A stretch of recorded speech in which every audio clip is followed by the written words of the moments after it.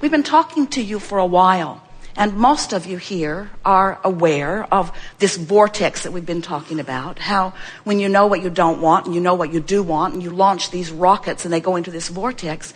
So there's this vortex version of you that is moving along. It is really the true you. It is the evolved state of who you are. It's who your inner being is. But we want you to feel with us the closeness of this vortex version of you. Esther has been saying to us in the last few weeks especially that it is interesting to her that the vortex has been a conceptual thing. It's been something that she could wrap her thoughts around.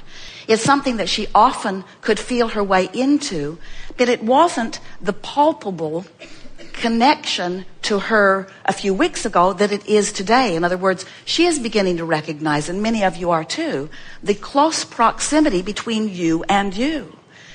We've been teasing about how interesting it is for many of you to try to explain what goes on in a forum like this to friends who aren't here. As you say, there's this man who calls his wife Abraham. That in and of itself is a very strange thing. And she must be a sort of split personality because she refers to herself in the plural sense. And she insists, as she points at the floor and draws a big circle, that that's a vortex and that you want to get into it as best you can and that who you really are is there. In our wanting you to get a true sense of how you, the non-physical you, merges with you, the physical you, and then how you, the physical you, merge with the non-physical you in this blending process that we've been talking with you about for years.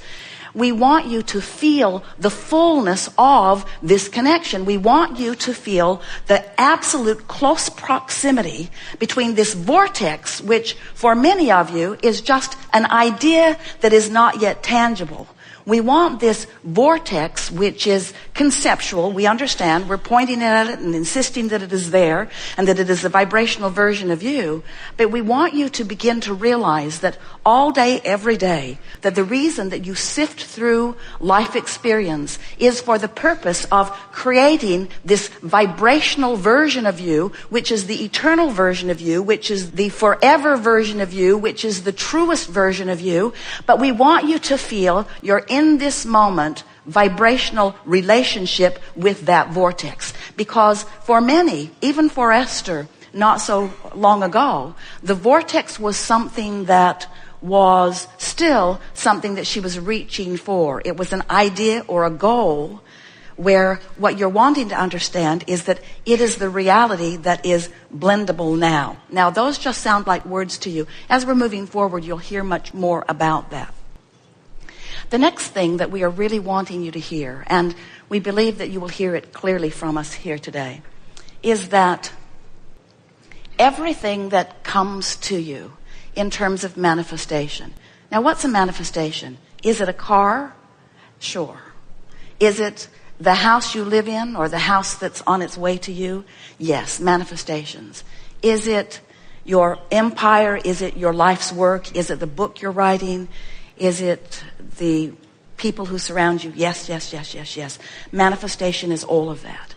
But we want you to begin to feel that what manifestation is, when we use the word manifestation, we're talking about what's happening to you now. In other words, this is a manifestation right now. You're having a manifestation. You're sitting in this chair. You're manifested, the people that are sitting around you and those that are somehow sitting next to you, the conversations that you had coming in, everything that you are living moment by moment is a manifestation. The conversation that you're having in that happenstance meeting on the elevator is a manifestation. And we want you to begin to notice how really, really, really, really, oh, we love saying this to you, really, really, really close your manifestations are, and the relationship that the manifestations that are happening now have to you and your conscious relationship with your vortex. In other words, if something's happening and you're unsettled about it. Maybe you're just grouchy about it and have every good reason to be. Maybe someone has mistreated you, or maybe something has gone wrong. Maybe somebody at work was supposed to do something and didn't, or maybe some driver in traffic behaved irrationally or, by your perspective, inappropriately.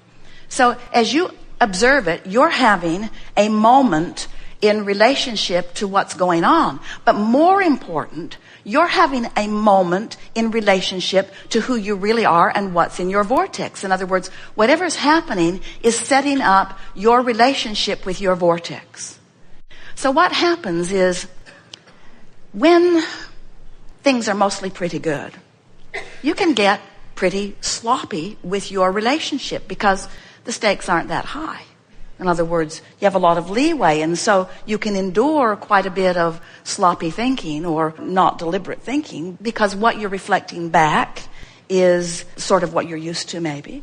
But when you're in a situation where what is really, really, really something that you don't want, you have to do something about changing your relationship with your vortex. And the thing that is so interesting about that is, we said to Esther the other day, notice how whatever's going on in your conversation and in your mind and in your emotions is reflected back to you by every single person you meet. So a string of people came to her reflecting back to her that she wasn't in a very good place. Truly annoying, because they should have been better than that. In other words, what's the matter with you? Can't you reflect back to me what I want to hear? Why are you reflecting back to me what I don't want to hear? And after a little while, as she began playing with it, she began to notice that no matter what the condition was, she could find alignment with her vortex. And then the next person who walked through the door reflected back to her something that she wanted to hear. It was the most interesting experience ever to feel the closeness of the relationship with the vortex. And so, while words don't teach, it is only life experience that really gives you your knowing. We want you to leave this gathering here today completely convinced and confident in the reality of your vibrational reality, the reality of your vortex. And we would like it so much if your dominant intent, as it has become Esther's dominant intent, is to be in vibrational proximity to this vortex and aware of her relationship with it and it only forevermore. Because that is the only place that you will ever find the contentment that you reach for, the happiness that you reach for. We've been saying it to you for a while, that your relationship with your vortex is everything. Esther said to Jerry just a few days ago, in fact, they'd been talking quite a lot about this. She said, you know, I hate to admit it, but I might as well because Abraham will blab it anyway. I hate to admit it, but I've been depending so much on action that I could garner in order to soothe situations. In other words, something's out of whack. Barbara, this is out of whack. Will you take care of this? Something's out of whack. Karen, this is out of whack. Will you take care of that? I feel better. Somebody's on it. I didn't adjust my vibration. I don't need to. I've got people.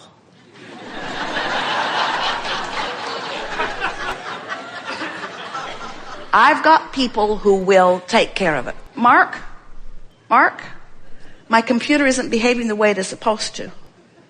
Will you come and fix it? Done.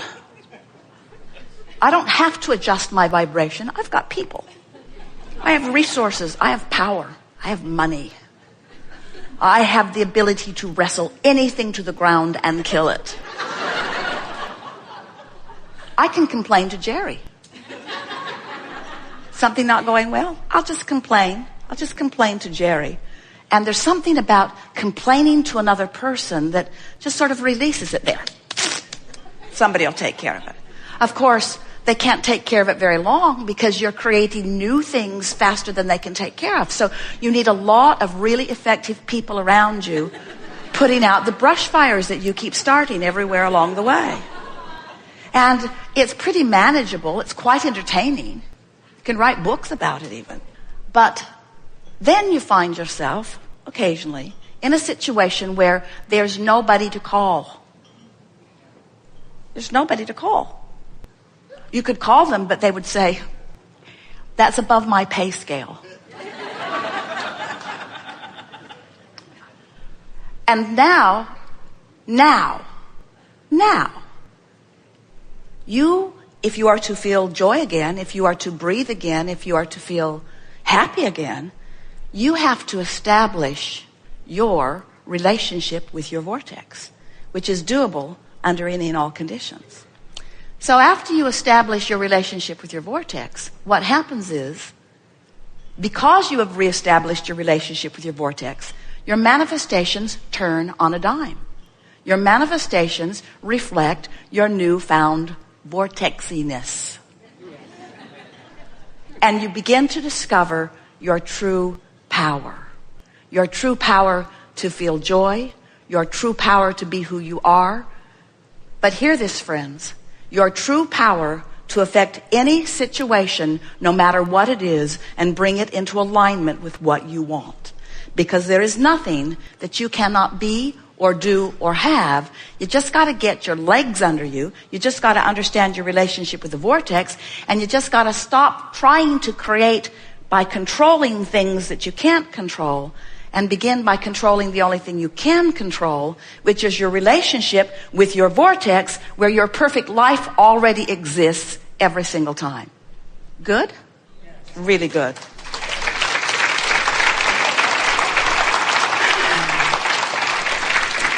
We are eager to talk with you about anything that is important to you.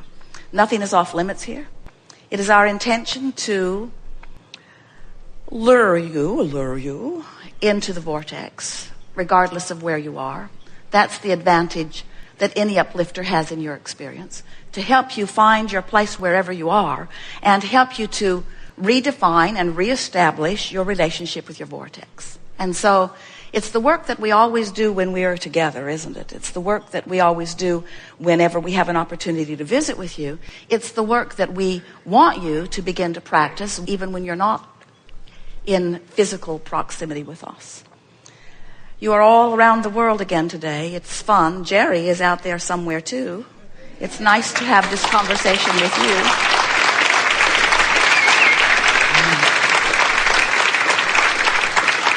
Fun to realize that this vibrational participation is not just global, it's universal. So there are far more of us beaming in on a much faster firewire than you've got going on. We've enjoyed this interaction more than words can convey. It's a very satisfying experience to stand inside your vortex in full awareness and recognition of all that you are, and then to watch you deliberately join that vibration. Way more fun than waiting for you to croak to do it. Although it's good in any case. It has been our desire to convey to you here today the ease that's available to you that you haven't been tapping into. The leverage that's available to you from inside the vortex is extraordinary in compared to the effort that you offer from outside the vortex. You have a cooperative universe. This is the energy that creates worlds. This is the same energy that keeps your planet spinning in its orbit in perfect proximity to other planets. This is the same attention and interest and love that is available to you all day, every day. We know that we have conveyed with great persuasion the existence of the vortex. And we can feel your ownership of it. In other words, we know you get it intellectually. And today has been our favorite day ever of demonstrating how easy it is to get into the vortex, how easy it is to milk the vortex, and how easy it is to slip from it without even noticing that you have done it. In other words, you will never again move in and out of your vortex without being aware that you're moving in and out of your vortex. The question really is, How deliberate are you going to be about the moving into the vortex, and how aware are you going to be as you move out of the vortex? That's really what we want this conversation to have produced within you. The true power lies in the silence between the words.